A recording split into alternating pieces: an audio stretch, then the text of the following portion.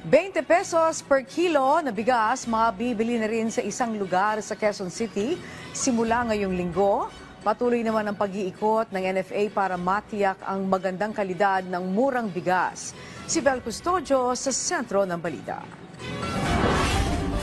Hindi na lang sa Visayas Region, kundi maging sa Visayas Avenue sa Quezon City, nakatakda ng ipatupad ang 20 pesos sa kada kilo ng bigas ang National Food Authority. Suki si Aling Babes ang 29 pesos kada kilo na bigas sa kadiwa ng Pangulo sa Quezon City. Kaya paniguradong tatangkilikin niya ang 20 piso kada kilong bigas ng NFA.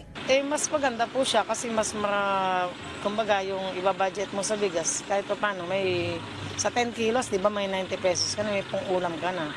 Kaya ang mura lang ng kilo ng galunggong dito ngayon, 50 pesos. Maganda naman aniya ang kalidad ng murang bigas sa kadiwa na kanyang nabibili. Kaya inaasahan niya maganda rin ang quality ng 20 pesos na bigas. Parang din siya, bagong ani. Matigas, pag yung nabahaw.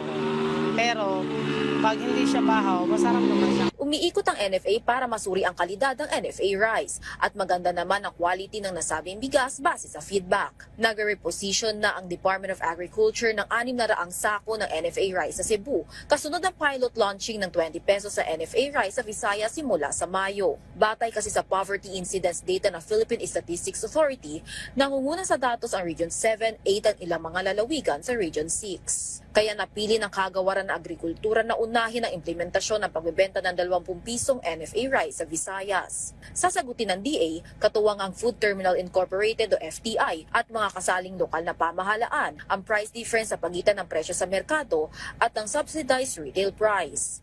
Nilalayo ng collaborative funding mechanism na gawing sustainable at scalable ang programa sa buong bansa kapag natapos na ang pilot testing.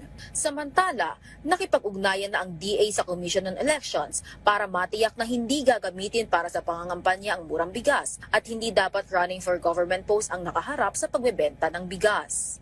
Vel Custodio para sa Pambansang TV sa Bagong Pilipinas.